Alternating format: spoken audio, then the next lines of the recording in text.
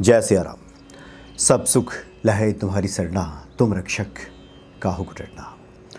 राम नाम की बहुत विशेष महिमा है और इस कलयुग में सबसे सुलभ आसान नाम जप को ही बताया गया है। कलयुग केवल नाम आधारा, बहुत नियमों की इसमें आवश्यकता नहीं होती। और बहुत से संत इसका वर्णन कर रहे हैं, बता रहे हैं कि नाम की क्या महिमा है। तो बड़ी संख्या में लोग जप भी करते हैं, लेकिन जप करते वक्त, लेखन करते वक्त कई बार मन में कुछ इस प्रकार के विचार पैदा हो जाते हैं कि जो कि संशय में डालने वाले होते हैं और व्यक्ति वहीं पे अटक जाता है। जैसे एक प्रश्न सामने आया है, इसमें लिखा गया है कि हम कहीं भी जब मंदिर में जाते हैं या कथा प्रवचन में जाते हैं तो कहा जाता है कि भाव बनाइए पूजा में, या किसी का कार्य सिद्ध नहीं होता तो यही कहा जाता है कि आपका भाव नहीं बना होगा, आपने भाव से पूजा नहीं किया होगा, इसलिए आपको फल नहीं मिला। दूसरी तरफ नाम जप के बारे में कहा जाता है कि भाव कुभाव अलखाना सहु, नाम जपत मंगल दिसि दसहु। आप भाव से जपिए चाहे कुभाव से जपिए, आपको फल मिल जाएगा। तो ये दोनों बातें क्यों कही जा रही हैं? दूसरा ये भी पूछा जा रहा है कि अगर कोई व्यक्ति मान लीजिए गुस्से में राम का नाम लेता है, नाम जप करता है, कुभाव से करता है या मजाक में नाम जप करता है, तो क्या इसका भी फल मिलता है? जब भाव से ही सब मिलने वाला है तो फिर क्यों गोस्वामी जी ने कहा है कि कुभाव से भी मिल जाएगा? और जब हम मंदिर में पूजा करने जाते हैं, हनुमान चालीसा का पाठ करते हैं और हमारी मनोकामना पूरी नहीं होती, तो फिर क्यों कहा जाता है कि आपका भाव नहीं बना होगा? ये तो दो बातें हो गई। ये दोनों बातें एक साथ कैसे चल सकती हैं कि आप भाव की भी बात करें, कुभाव की भी बात करें? कुभाव से भी हो जाएगा और नहीं हुआ तो आपका भाव नहीं बना। क्यों ऐसा कहा जाता है? इसको समझना बहुत आवश्यक है। लेकिन उसके पहले एक व्यक्ति ने मैसेज किया जिस पर भी ध्यान देना बहुत आवश्यक है। इन्होंने लिखा है, हम इसका भाव बता देते हैं कि नाम जप पे कई बार बातें हुई हैं हनुमान भक्ति पे, और इसमें कई बार तार्किक तरीके से बताने की कोशिश हुई है कि कितना महत्व है। इन्होंने सुझाव दिया है कि जो नव साधक हैं, नए नए राम नाम लिखने वाले व्यक्ति हैं या किसी भी ईश्वर के रूप का वो नाम जप करना चाहते हैं, लिखना चाहते हैं, तो नौ साधकों को कम से कम एक लक्ष्य बनाना चाहिए। एक निश्चित लक्ष्य होना चाहिए कि हम 108 मनकों की माला होती है कि हम 5 माला कम से कम नाम जप करेंगे या 500 राम नाम लिखेंगे। और जिस दिन हम ना लिख सकें, ना जप सकें, तो उस दिन भीतर बेचैनी होनी चाहिए कि ये छूट गया है, आज कुछ अधूरा सा है, आज कुछ मज़ा नहीं आ रहा, मन नहीं लग रहा, कुछ छूटा सा है। तब समझिए कि नाम जप की सार्थकता सिद्ध हो रही है और राम नाम का जो प्रभाव जो है वो जीवन में अब उतरेगा, ये असर दिखना अब शुरू हो जाएगा। तो उन्होंने सुझाव दिया है कि नए लोगों को ये करना चाहिए। तो जो ये भाव कुभाव की बात की गई है, इसको समझना बहुत आवश्यक है। दरअसल ये जो राम नाम है, ये राम नाम सिर्फ एक नाम भर नहीं है, बल्कि ये एक डिवाइन वाइब्रेशन इसको कहिए, ये चेतना शक्ति है। ये जो राम का नाम है, जो भी व्यक्ति चाहे किसी भी रूप में जपे, चाहे उसकी श्रद्धा हो, अश्रद्धा हो, मजाक में जप रहा हो, कुछ भी ऐसे ही कह रहा हो, तो जब इस शब्द को वो कहता है, उच्चारित करता है, तो उसी डिवाइन शक्ति से, एक परम चेतना से वो कनेक्ट होने लगता है, उसका स्पर्श करने लगता है। और वो जो ध्वनि कंपायमान होती है, उस व्यक्ति को अछूता नहीं छोड़ती, भीतर से भरने लगती है, भीतर से बदलना शुरू करती है। और शुरू में वैसे भी अगर कोई कितना भी कहे और उसको बता दे कोई संत महात्मा कि आप नाम जाप कीजिए, तो नाम जब करना शुरू करता है तो शुरू में तो वैसे भी मन शुद्ध नहीं रहता। इस कलयुग में ऐसे कितने लोग हैं जो दावे के साथ कह सकते हो कि नहीं नहीं, हम तो बड़े शुद्ध हैं, शुद्ध हृदय वाले व्यक्ति हैं, हमारा जो चित्त है बड़ा निर्मल है। निर्मल मन जो सोहि पावा, मोहि कपट चल छिद्र भावा, जो गोस्वामी जी ने कहा है कि एकदम मेरा निर्मल मन है, ऐसे तो कोई दावा कर नहीं सकता। तो शुरू में तो सबका मन अशुद्ध ही रहता है, तो अशुद्ध मन में भाव बन जाए ऐसा तो संभव नहीं होता। बार बार जो हम राम राम लिखते हैं, लेते हैं, तो ये वाइब्रेशन, स्पंदन जो है जिसको हम महसूस करते हैं, तो भीतर के हमारे भाव बदलने शुरू हो जाते हैं और धीरे धीरे ये जो कुभाव है शुद्ध भक्ति में बदलने लगता है। अब जैसे उदाहरण दिया जाता है कि आग को आप चाहे प्रसन्न होकर छूइए, चाहे आप दुखी होकर के छूइए, चाहे गुस्से में छूइए, आग का जो स्वभाव है वो जलाएगा। तो राम नाम का अपना एक स्वभाव है, एक स्पंदन है, एक ऊर्जा है जो आपको अछूता नहीं छोड़ेगी। लेकिन राम नाम अपना प्रभाव तभी दिखाएगा जब भाव सच में जुड़ जाएगा। लेकिन शुरू में व्यक्ति चूँकि कुभाव की स्थिति में होता है और जब वो नाम जप करना शुरू करता है तो धीरे धीरे उसके भीतर बदलना शुरू होता है। एक आम तौर पर उदाहरण दिया जाता है वाल्मीकि जी का कि मरा मरा मरा मरा करके वो जप रहे थे, उल्टा नाम जप रहे थे, लेकिन उसका भी फल उनको प्राप्त हो गया। लेकिन बहुत गहरे आप अध्ययन करें, अगर बहुत गहरे विचार करें तो आप देखेंगे कि ये शुरुआती मनस्थिति वाल्मीकि जी की थी जब मरा मरा मरा मरा कह रहे थे। जैसे जैसे उन्होंने कहना शुरू किया, ये सिर्फ राम नाम भर तो है नहीं, जब आप जपेंगे तो एक छवि बनेगी धनुषधारी राम की, राम दरबार की, उनके चरणों में हनुमान जी बैठे हुए हैं, वो छवि बनेगी। ऐसा तो होगा नहीं कि सिर्फ आप जपे जा रहे हैं, राम राम कह रहे हैं और चिंतन दुनिया भर का इधर उधर का चल रहा है, तो वैसे भी उसका कोई फल प्राप्त नहीं होता। क्योंकि जब हम जपें, लिखने का क्यों ज़्यादा फल बताया गया? क्योंकि जब हम लिखते हैं तो हम पूरी तरह एकाग्र हो जाते हैं, हमारी दृष्टि एक जगह ठहर जाती है। राम जब लिख रहे हैं, हमारी क्रिया एक जगह हो जाती है, मन वहाँ जब लिखने में ज़्यादा स्थिर होता है। इसलिए संतों ने कहा है कि उसका तिगुना फल मिलता है। कुछ लोगों ने तो कहा है 100 गुना फल मिलता है। जपते हैं तो उसका फल तो मिलता ही है, लेकिन जब आप लिखते हैं तो उसका और भी ज़्यादा कई गुना फल मिल जाता है। तो शुरुआती दौर में हर व्यक्ति का मन अशुद्ध ही रहता है, वो कुभाव में ही रहता है, समझिए।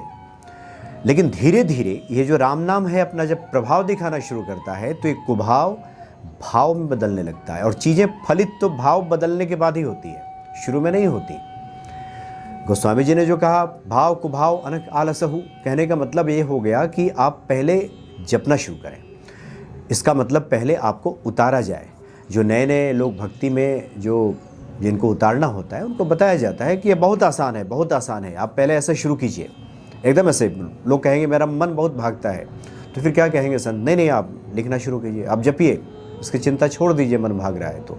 नहीं तो मन को पकड़ने की कोशिश में लगेंगे तो पकड़ में आएगा नहीं, ये भी छूट जाएगा। इसलिए पहले आप लिखना जपना शुरू कीजिए और बाद की कड़ी स्वयं आपस में जुड़ती चली जाएगी। इसलिए इतना स्पष्ट मानिए कि जीवन में चीज़ें फलित तो भाव से ही होती है।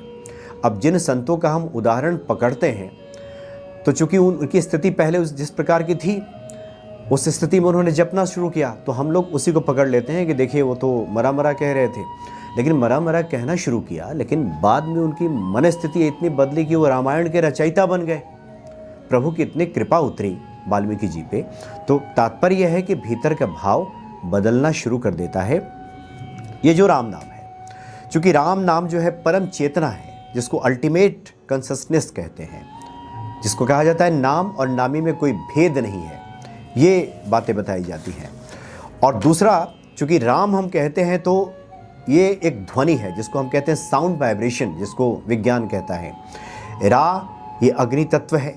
ये जो अग्नि तत्व है ये नकारात्मकता जलाने वाला है। हर प्रकार की नकारात्मकता, हर प्रकार की बुराई, हर प्रकार की बुरी सोच, परेशानी, दुख, सबको जलाने वाला है रा। और ये जो म है ये शांति तत्व है। ये क्या करता है कि व्यक्ति के जीवन में शांति प्रदान करता है, हर प्रकार के सुख संपदा शांति ये प्रदान करना शुरू कर देता है। तो राम जब हम उच्चारित करते हैं तो जो ध्वनि का स्पंदन, जो वाइब्रेशन होता है, ये हमारे भीतर को भी बदलना शुरू कहते हैं। और जब आप राम कहते हैं तो एक और काम होता है। जैसे कुभाव से भी किसी ने राम कहना शुरू किया तो अब तक के उसका जो नेगेटिव पैटर्न उसके जीवन का है, नेगेटिव पैटर्न कहते हैं कि अब तक जो उसकी सोच रही है, जो गलत संस्कार उसने हासिल किया है उसके जीवन में है, गलत चीज़ें जो उसने बचपन से पकड़ के रखी हैं, एक नेगेटिव पैटर्न में वो जी रहा है। तो ये जो राम है ये नेगेटिव पैटर्न को तोड़ता है। जो पुराने हमारे संस्कार हैं वो छूटते हैं, जो गलत संस्कार पड़ गए हैं किसी वजह से वो टूटना शुरू होते हैं। फिर मन शुद्ध होना शुरू होता है और चेतना हमारी ऊपर उठने लगती है, यानी हम कुभाव से भाव की यात्रा करने लगते हैं। और कुभाव से भी अगर कोई व्यक्ति राम का नाम ले, मजाक में ही ले, किसी भी रूप में ले, चाहे गुस्से में ले, मजाक में ले, किसी भी रूप में ले, तो इस कुभाव से भी अनजाने में भी हम क्या करते हैं कि उस दिव्य ध्वनि जो उत्पन्न करते हैं, हम राम कहते हैं, एक दिव्य ध्वनि जो उत्पन्न होती है वो हमारे भीतर को बदलना शुरू कर देती है। इसलिए जैसे जैसे ये संख्या बढ़ती है, जैसे जैसे हमारी चित्त की एका होती है, जिसको गोस्वामी जी ने हनुमान चालीसा में लिखा है कि संकट से हनुमान छुड़ावे, मन कर्म वचन ध्यान जो लावे। यहाँ तो स्पष्ट गोस्वामी जी लिख रहे हैं कि मन कर्म वचन ध्यान, ये चारों का एका होगा तब तो आप संकट से छूट जाएंगे। इसलिए ऐसा नहीं है कि जीवन भर कुभाव में ही बने रहें और उसके बाद फल प्राप्त होता रहे। ऐसा नहीं है कि आप कुभाव से मंदिर में जाकर के हनुमान जी का दर्शन करते रहें, कोई भाव ही ना बनता हो, भाव जुड़ता ही ना हो, प्रेम बढ़ता ही ना हो, एका स्थापित ही ना हो रही हो, और उसके बाद भी हम चाहते हैं कि जीवन में चीज़ें फलित हो जाएं, तो यह संभव है। इसलिए गोस्वामी जी ने जो प्रारंभिक सूत्र दिया है कि भाव कुभाव अनख आलसहु, नाम जपत मंगल दिसि दसहु। भाव से जपिए चाहे कुभाव से जपिए, ये जो कुभाव की यात्रा है भाव की तरफ बढ़ जाएगी, लेकिन चीज़ें फलित भाव से ही होगी, कुभाव से नहीं होगी। कुभाव से व्यक्ति जपना शुरू करता है, लेकिन धीरे धीरे धीरे जब कुभाव से जपना शुरू करेगा तो वो वहीं थोड़ी खड़ा रहेगा, उसकी यात्रा तो आगे बढ़ेगी। डॉक्टर हरिवंश राय बच्चन जी की एक बहुत अच्छी कविता है जो इस बात को अच्छी तरह से समझने के लिए बहुत ज़रूरी है। वो लिखते हैं कि मैं कितना ही भूलूं भटकूं या भरमाऊं, है एक कहीं मंजिल जो मुझे बुलाती है।